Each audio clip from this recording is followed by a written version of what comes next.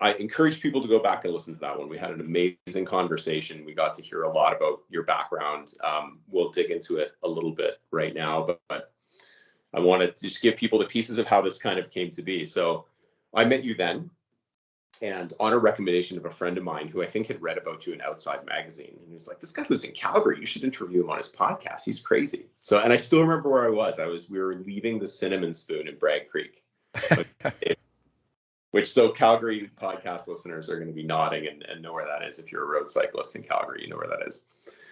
So then I reached out and you graciously joined us on the podcast and told us a whole bunch of your amazing story.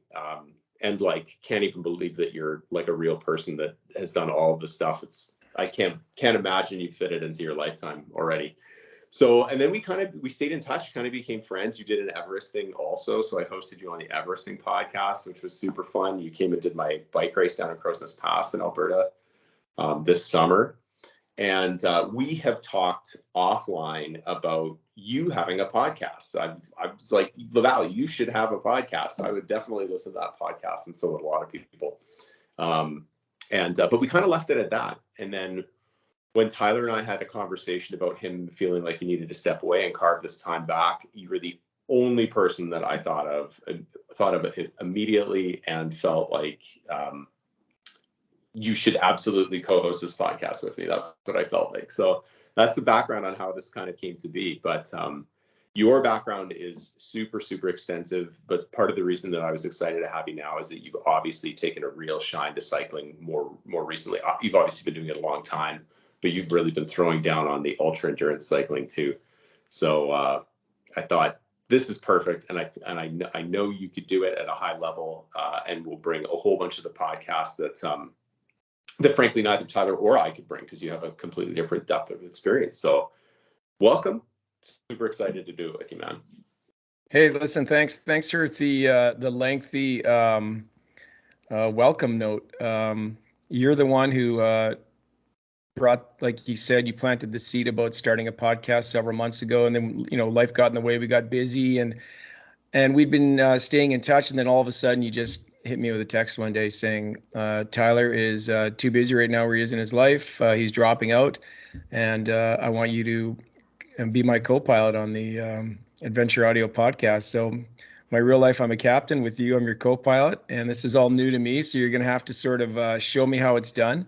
And I'm really looking forward to it. I think we're very similar in what we want to do with this podcast. We're not going to just talk about cycling. We're not just going to talk about physical adventure in the outdoors. We're going to talk about adventures generally in life, and they could be anything from a misadventure. It could be a misadventure with somebody's health. It could be a lifestyle change, just things that other people want to hear about. I think what you and I have interests that the stories that we want to hear, the people that we want to speak to, I think are going to appeal to a lot of people. So I'm really looking forward to using our various backgrounds and our contacts to bring some pretty exciting guests to the podcast. I'm filling big shoes, though. I mean, Tyler Hamilton, world tour rider, very famous U.S. cyclist, an author, now a dad of a young family living in Montana, and this is why he's unable to continue with the podcast. He just doesn't have the time right now. So very flattered that you guys asked me to join, and I'm really looking forward to it. I think we're gonna have a lot of fun. Yeah, me too. I knew that if you said yes, that you would jump in with both feet. That it's you seem incapable of half-assing anything. So I knew that this would be a really, really great fit. But you're right. I think that we have an opportunity to talk to people about so many different things, right? The core sort of guiding principle of what we want to be able to bring to people is stories of inspiration, really. And those come in so many different ways and are really universal. And there's transferable lessons in so many of the things, right, that we get to hear in just from people who've been through really sometimes dire circumstances, and sometimes they're people who put themselves in them just because they challenge, and there's sort of both, but it's the same human spirit that sort of comes through in it. And we've had lots of those types of people, but there's people that I haven't even thought of, that I haven't even heard of, that you probably know personally, that would be tremendous guests on the podcast. But I also think that when we don't have a guest, I hope that our audience can participate with us and, send questions, and we can delve into a number of different topics, because you've got a really great breadth of knowledge on all kinds of things, from training and endurance and travel, and just it's huge. So we can do all sorts of things and take it in all kinds of different directions, including cycling. We'll still do lots of cycling. Absolutely, those are our core passions. So we're gonna work those in for sure. And it's gonna be interesting. I think what we're gonna do now with the podcast, we've been brainstorming. I've been on the road and you've been busy, and we've been staying in contact. We're gonna introduce a new logo. We're gonna step up our social media game. We're gonna try and get more images, more videos out there. I want people to engage in the comment sections of YouTube and Instagram, and just say, what do you want to hear? What do you guys want to talk about? It doesn't always have to be, like I touched on earlier, endurance athletes, but adventure can come in many different forms, and I find other people far more interesting than me. So I think it's going to work out really well, because I love picking people's brains and finding out why they do things. Normally I'm on the other side of that, getting interviewed for podcasts. So it's going to be really fun for me to turn the table and now do that, because there's so many interesting stories and so many places that you can go. And a friend of mine, he's a journalist, and he always said that your next question is based on the answer to your first question. So you don't go in with a script. You just let the conversation roll, and that's what I want this to be, very conversational, and just let it flow. Yeah, the format ultimately won't change. It's something that I like about the show, that we can record with or without a guest, as long as we're never going to run out of stuff that we consider to be interesting to talk about. So that's not a challenge at all.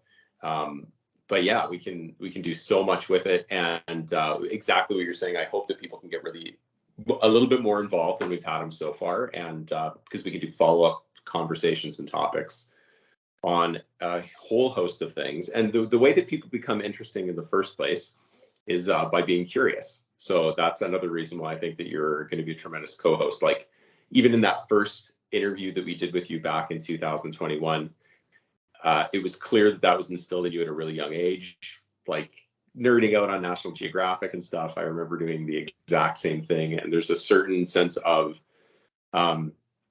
adventure that exists in some people. I can't remember if we talked about this before, maybe off air, but I think they've actually scientifically identified a gene that they call the wanderlust gene. Some people have that, and we're biologically slightly different than other people, and probably every species might have some version of that, but there are humans that have it, and I think those are the people that listen to this podcast. Yeah, and maybe if they don't have that, maybe by listening to an episode. I mean, I've been influenced, and I think what you're touching on is the same thing, is that inspired, maybe not influenced, but inspired by the stories that I read as a young boy growing up. And what I want people to realize is that when you read about this stuff, everybody is capable of these things that you read about. I don't have any special sauce. I don't have any special genetic makeup physiologically that allows me to pull this stuff off. But I think by us drilling down and talking to the people that do pull these things off, I want people to recognize that they have that capability. I think what we tend to do is say, there's no way I could ever do that. There's no way I could climb Everest without oxygen, or ride a bike for 8,848 meters up and down a hill for 365K in my case. And how many repeats did you do of yours? I have no idea, but just mind-numbing pain and actually boredom. But everybody's capable of that. We're both dads. We both have careers. We're both juggling a lot of things. We're not professional athletes, but we're able to pull this stuff off. And I think by revealing that in our conversations with other people, even if we influence one person an episode to go out and try something that makes them uncomfortable, I'll tell you, it's going to be worth it. And if we can even have things like mini episodes, or we can have Ask Me Anything episodes, we can have an episode that's based on sort of a typical bike commuter or a run commuter or somebody in the gym. We can try and focus it on these types of things. And so that I listen to a lot of my podcast conversations while I'm doing that stuff, riding my bike back and forth from the Calgary airport to my house in Calgary, or when I'm at the gym. And I love that product, so to speak. So hopefully we can do that. We're in the infant stages right now. You're a veteran at the podcast business, and I'm just going to sort of ride your coattails. I'm gonna draft behind you while we get started here, and eventually, hopefully, I can get out in front and do some pulls on the front, and we'll make this thing work. That's a solid analogy. Yeah, I guarantee you will be doing both literal and figurative pulls with me by summertime. That's for sure. So, yeah, and that's it, right? Like it doesn't need, and it also, I think there is this, because you and I both have like similar circumstances in the sense that we have comfortable lives, right? So, but I'm equally as interested, and I was totally into these types of stories of adventures where people were thrust into adventures unwillingly, not purposely, like alive, right? You're going 127 hours. Like he was out doing something adventuresome, but he didn't have plan to have it go that way. Into thin air. These books of adventure that were just like so fascinating to me, and the way that people were thrust into circumstances that were so difficult and would seem, if you heard them in any other circumstances and you didn't know they were true, you'd say they were impossible and nobody could survive that. I think there's a book called, I think it's called Unbreakable, about a U.S. Military officer who gets lost at sea and then eventually captured by Louis Zamperini, I think is his name. And yeah, he was a bomber pilot, I believe. Yeah. Yes, I read that. Excellent. An Olympic runner. Yes, it goes down, gets set adrift for months, survives, lands on a Japanese occupied island, and becomes a prisoner of war for like 3 years. Books like that and stories like that are so amazing to me. But there's something different about people who go and manufacture a set of extreme circumstances for themselves to find out what they're made of, right? Which is what most of us need to do to ever find out what we're capable of. Because otherwise, if we just live in our comfortable modern cocoons, we'll never know, right? And you said something with Tyler and I about exactly that, about how when you were on Everest, when you strip down all of the luxuries and it's about having clean water in your Nalgene and getting your stove lit in the cold. Yeah. You have to go and drop yourself in those circumstances to find out how you react in them, right? And historically, our ancestors didn't have to look for adventure. But you just mentioned, you touched on it perfectly. You said that we live comfortable lives. We live in Western Canada, we've got great careers and great families, and so what we do is we introduce discomfort into our lives to test ourselves. We have we're very fortunate that we're in this situation, but I think it just shows you that human nature really requires that. And I think we're in a society now, I've talked about this before, where everything's based on comfort. Everything is at our fingertips. There's an app for everything, remote car starters and massive screens inside your vehicle, and never having to really get outside in the elements, for example. We use it ourselves. You and I use it ourselves. I bike commute to work all year long here in Calgary. But I also ride my Zwift in the basement, where I can sit there with my shirt off watching TV and be completely comfortable and not have to worry about slipping on ice or getting frostbite or overheating or anything like that. So I want to make it clear that we're not out there always suffering, that we use modern conveniences. But I think it's important that we all recognize that the richest moments in our lives will be the ones that came from the most struggle, I think. And hopefully Adventure Audio is going to bring guests on board and stories to our listeners that are going to allow people to see that, feel that, and then maybe inspire them to try something. Yeah, that's well put. That's it. And the grind is something that we can and should talk about too, because it's that grind that allows the adventures to happen on a larger scale, right? And that's not to diminish anybody who is trying to get out for their first 5K fun run. Like that's awesome if that's your big goal. But you said on a different podcast that I heard you say that you just like to stay locked and loaded, like 365. that's exactly the way that I look at it. It's like, if I just train every day, then I'm always ready for the adventure when it comes. But they're totally different things. There's nothing adventurous about working on a spreadsheet while you're trying to get your miles in on Swift. So, but I do think that there's a secret to unlock there that people can really tap into and understand the way that they correlate, because I don't feel like I could get invited to something that I would be scared of saying yes to based on physical capabilities, right? Mm-hmm. And that's, I guess I'm scared of that. Maybe that's what pushes me. Oh yeah, permanently trained, right? Like it's permanent training. I mean, I never change my training for an expedition or an event. I might modify it slightly, but I'm always at a state of, it's funny. I mean, a state of readiness to go out and adventure and have fun. And I think you owe it to yourself, because being fit and being physically prepared is going to allow you to really step out and push it hard in the outdoors or whatever you're doing and come back uninjured, for example, or worst case scenario with a buddy. And because of the fact you're an all-around athlete, you're able to get him out of a crevasse by yourself, or you're able to pack him out on your back when he breaks his ankle ice climbing, like I've done with a friend. And that's because of this all-round fitness. And there's a couple of things that in this, and these are just nuggets for more podcast episodes, but your outcomes are directly connected to the input, meaning whatever you put into an event. And you know, as much as Lance Armstrong is pilloried in the press, and he's obviously had a bit of a sordid past when it comes to lying, he, you know, I think one of his quotes was that the race is won 3 months before the start, meaning that all the training was done ahead of time. And you can use that that analogy for all kinds of things.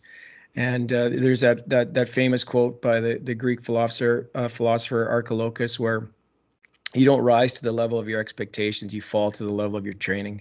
And that is so real. It's real in aviation, in my career as an airline captain, and it's real in the outdoors, and it's even more so if it's in extreme pursuits in the outdoors. Yeah. That's absolutely true. And just the idea of losing a race before you started it because you haven't prepared, right? Even if it's not a race, just an event, some sort of challenge that you've built for yourself, right? And to not be locked and loaded, as you said. So that's something that we, although we aren't professionals, definitely have brought into our lives in a really positive way, in a really consistent way. And that I do think that that's something that people can take away from it, because we've built it and we do it every day. And it's a super rewarding thing to put this podcast out and get an email from somebody that I've never met and say, I'm inspired to do X, Y, Z because of this, right? So it's super cool, and it keeps me going. And I mean, you must get messages like that all the time, and it goes along. I also feel a responsibility to keep up a little bit, right? We don't have the biggest listenership, but people listen, and I feel like I have a responsibility to walk the walk, right? Yeah, and I want our listeners to challenge us. If we say something, if we do something on the podcast that they know is either incorrect or is stale or is just, we've made a mistake, let us know about it. We'll own up to it. You know, you've got to take responsibility, not only for your successes, but when you screw up. And that's what happens in a conversation, especially a free-flowing conversation where there's no rules, no script. We don't have questions written down. We, of course, do some preparation before an interview, because we have to know who we're talking to, and we want to dig into their past and find out what they're about. But then it's just introduce them and we let it flow. And sometimes we're going to make mistakes. Please challenge us. We want this to be a forum where we can interact with our adventure audioers. Yeah, so I think that's a really good point, and something that you coming on is an opportunity for us to consider everything, right? We've talked about music, we've talked about logos, we've talked about just the overall tone, feel, vibe, and it's an opportunity to reevaluate everything. And the one thing that if I could turn back the clock a little bit, that I would love to try and build more now, is to make it a little bit more of a community, which is exactly what I think you're talking about, right? So people who listen regularly, we'd love to hear from you regularly, whether that's on social media or email or just on YouTube comments or whatever. You'll always hear from us if you reach out. You'll always hear back. it makes it a lot more fun. We want to hear about your adventures too. Exactly. And in the notes for our podcast, we'll have our contact information and how you can get a hold of us and how you can ask questions. But feel free to jump into the comments, hit us with direct messages, whatever it is, and we will respond. I think that's the most important thing. Yeah, definitely. And maybe we can get some community rides going in the Calgary area over the summer. Be cool to see. Yeah, we'll take people Everesting. That'll get rid of some listenership. Yeah, it'll be like 4 people. Okay, so we've been talking about me, Pete, but I'm gonna, now that I have control, I'm going to ask about you, because there are going to be people now that are joining the podcast because it's a different host, because it's a new format. We've got a different logo now. We've got different intro music. It's going to be a bit of a change for your longtime listeners, but I want to hear about you. And we both live in, okay, I'll just lay this out there. We're both Canadians. We live in Western Canada in a city called Calgary for the Europeans and the Americans listening. We are going to be speaking in metric all the time. Sorry, you Fahrenheiters out there. Or as my American buddies call it, freedom units. We're going to be speaking in Celsius. And so we live in the same town. We only live probably 20 kilometers apart. And let's hear about you, Pete. People know enough about me, I think, from your previous podcast with me. And then they can also look on our website and see our bios. But what got you into podcasting? What's your other job? You've got family, I know that. And talk about your endurance background. Okay. So in order, podcast. As soon as I understood what podcasts really were, like I'd heard about them before I downloaded a podcast, and my people would be saying, I heard this on the Joe Rogan podcast, and I sort of knew what it was. This is like 10 plus years ago. And I was quickly hooked. One of my very favorite writers is a sports writer named Bill Simmons, and he covers a lot of the NBA and NFL and stuff. And I was reading Bill Simmons forever, and then he started podcasting and writing less. So I started to find his content on the podcast.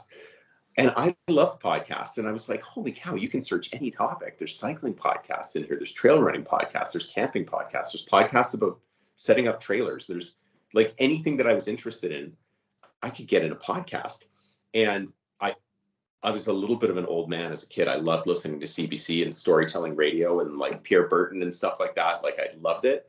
But this was like that, except I could press pause whenever I wanted to. I could listen to it on a 20-minute commute, but it could be a 3-hour show and I could continue it later. And there was something about the format that I really loved, and conversations. And I knew it didn't take long before I realized that I would love to do this, but then I needed to figure out, like, there is some mechanics to it. So once I got over that little level of intimidation and sort of wanted to take the plunge, I knew I wanted to do it. But I also didn't think that I wanted to do it completely alone. I also knew I didn't want it to be only cycling, because if I had an opportunity to talk to somebody like Dean Karnazes, who we've had on the podcast in the early days, I definitely wanted to do that. So I wanted it to be, general enough, but I'd gotten to know Tyler, and asked him if he thought he wanted to give it a go, and he did.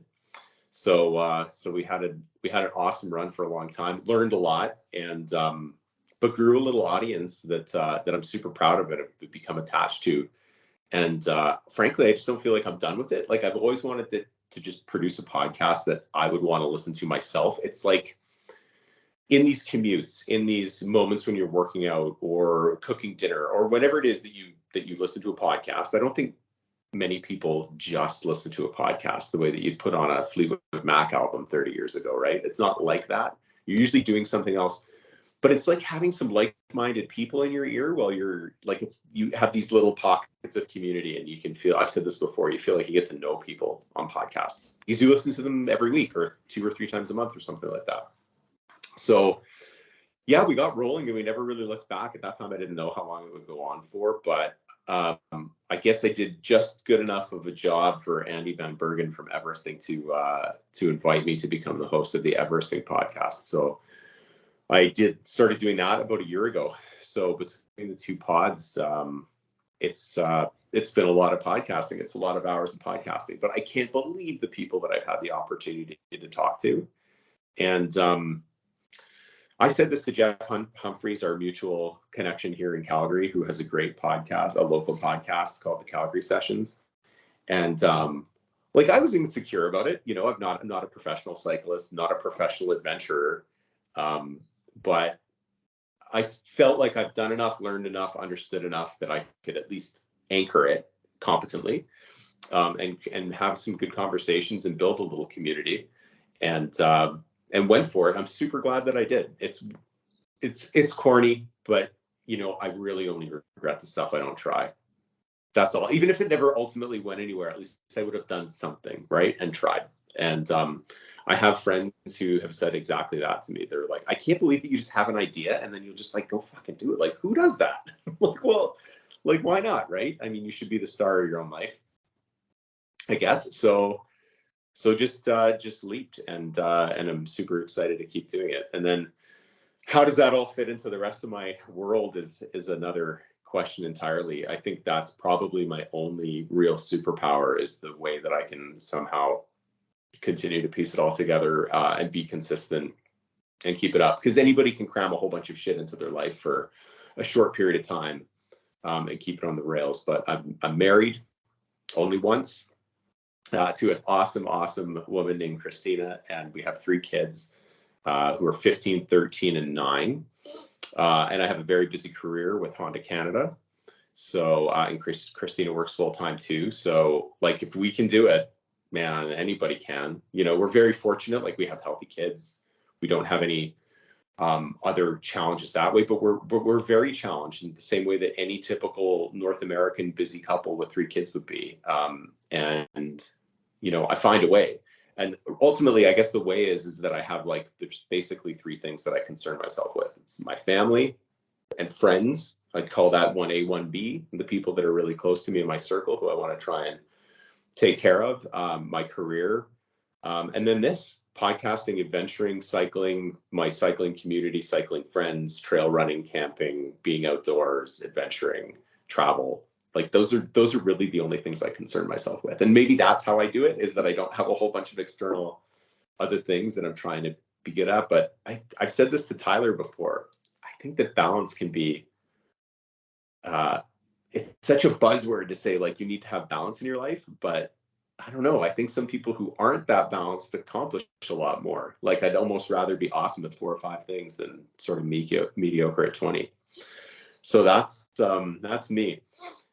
Cycling and adventuring, I've grew up here, so I'm born and raised. I know you're from northern Alberta, but you've been in Calgary a long time, right? But born and raised. My parents moved here originally from Montreal, but not long before I was born. And I grew up on the west side of town, so we're like right on the tip of the mountains. I could see them every day from my community. I still can every time I go for a jog, about like 500 yards that way. I come around a corner and it's just, you know, a view of mountains for 50 kilometers in each direction. And it's like a tractor beam. My family can see it as soon as when we're driving home heading west, and I'm just like, oh, I just want to be there. And have been just there every minute that I've been able to, you know, for a very long time. My parents owned a little store in Lake Louise, although we lived in Calgary. So we commuted back and forth there almost every weekend because my uncle ran it, who is the father of Sasha, who's my partner in Crowsnest Pass 100. So that's how that's all connected. And Sasha lives in the Bow Valley. So it's just dear to me. And then cycling, just really, it was like totally love at first sight. I mean, I loved bikes as a kid, but my first like real bike was when I was maybe 18 or 19 years old, mountain bike. And I had a few close friends who were like just getting really into the mountain biking scene back then, which would be like the mid to late 90s. And which was, you know, we were all mountain biking on hiking trails back then. There was no purpose to build mountain bike trails or anything like that, but immediately hooked. Every time I went to ride, I wanted to see if I could ride farther, faster, do more elevation. Hiking, always had to get to the top of whatever we were hiking. People would want to turn around. I was always the guy who's like, no, we can make it. Like, that was just, it's been that way for a very long time. And so between that and between that and my passion for meeting people and being inspired by other people, I thought that the podcast was just what I needed in my life as sort of I'll call it a hobby. It's probably a little more than a hobby, but that's how that all kind of came together. Well, that's great. I mean, there's so many similarities between us. It's almost disturbing. So one thing though you need to explain, because there's going to be listeners now that don't know what Everesting is. So I guess I can explain it. So Everesting is for us, we do it on our bikes, or we've done it on our bikes. You get onto one hill and you repeatedly ride up and down the hill until you've climbed enough vertical elevation to equal the height of Mount Everest. So 8,848 meters. That's the height of Mount Everest above sea level. And I know that intimately because I've stood on top of Mount Everest. But it is a very difficult, very mind-numbing, and physically painful thing to accomplish in Everesting. Depending on the hill you do it on, depending on the weather conditions that you have. Pete's was done in the foothills of the Canadian Rockies here, very close to Calgary. Mine was done in the Rocky Mountains of BC on a longer route. And I think we probably would argue about this. I would rather do it on the longer route. He liked the repetitions of the shorter route. Everybody picks their own poison. I wouldn't say that I liked it. Okay, that's true. Yeah, there was a host of reasons why I thought that made sense. One of which was that this was August 2021, so still pandemic times. And I was like, you know what, I won't travel. I'll just do it somewhere that I can like drive to. And this hill seems like I can see it from my backyard. If I stand on my deck, I can see the top of the hill just west. And so it was more of a crime of opportunity. It was right there and kind of easy for people to like come check on me. And there was a good place to park my car. And I was like, yeah, this one, no fuss, no muss, right? This is going to be one day, no travel. But yes, to your point, a longer route would be awesome, as would steeper.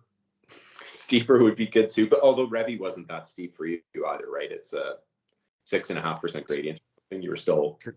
Yeah, for 26K. I mean, it's interesting. You pick your poison with these things. It's it's going to hurt either way for sure. But just so the listeners know, Pete is probably much like me when it comes to pulling off expeditions. And I think mine comes from being an airline pilot, but he has a lot of preparation behind the scenes. You had two bikes. So I think Bo Cycle was kind enough to give you a lender bike. So Pete was so ready that in case anything went wrong, he could just basically jump on another bike and keep on riding and not and break up his ride. So that was brilliant. You pulled it off with no mechanical issues. You had no injuries.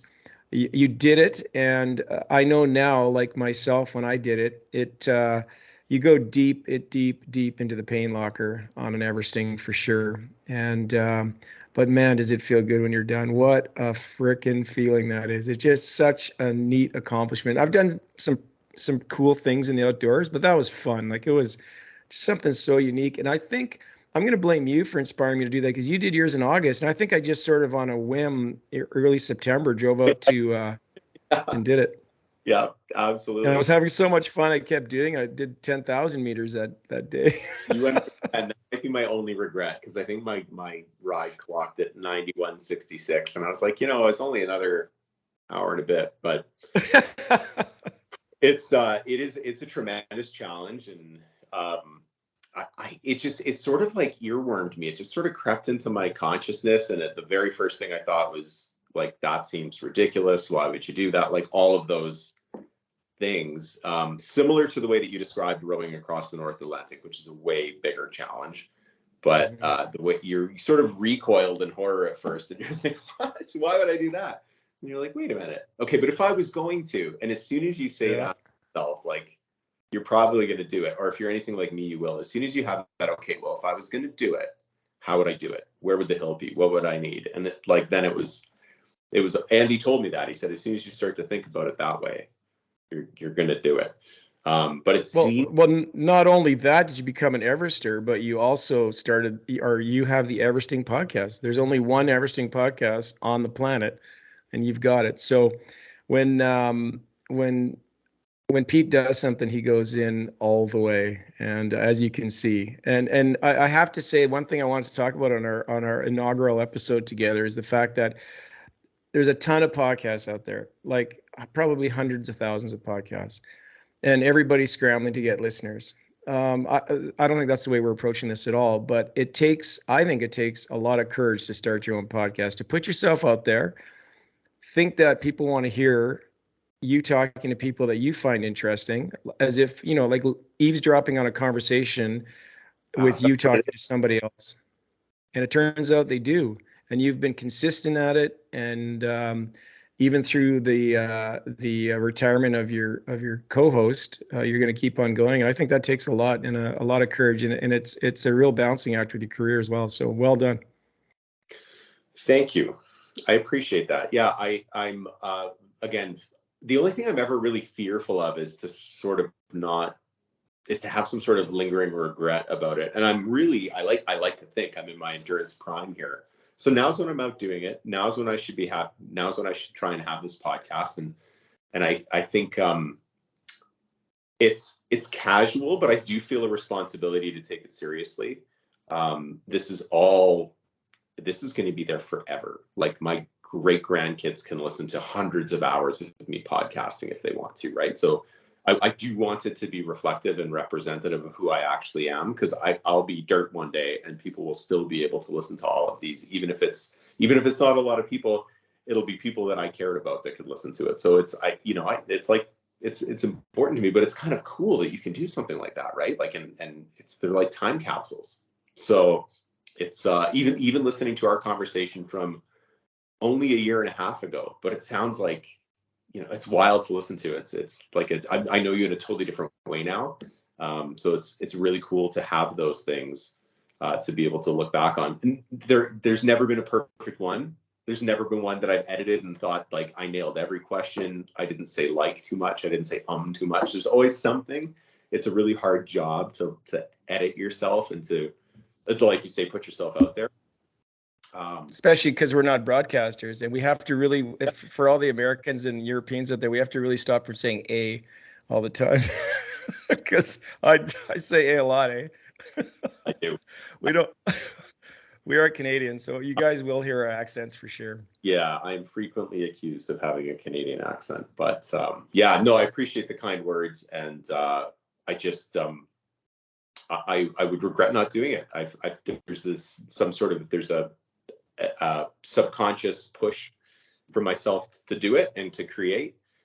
I guess that's always been there. It's changed throughout my life. When I was a kid, it was art, like drawing, a lot of drawing and painting. I just wanted to create stuff. Drew crazy comic books and all kinds of stuff. And then in my late teens and early 20s, it was more music and playing instruments, but always like creating something. And I think this is my creative outlet now too. But conversations are art. I think that they are. Oh, for sure. And it's interesting what got you into podcasting. I grew up with CBC literally locked on the dial in my house.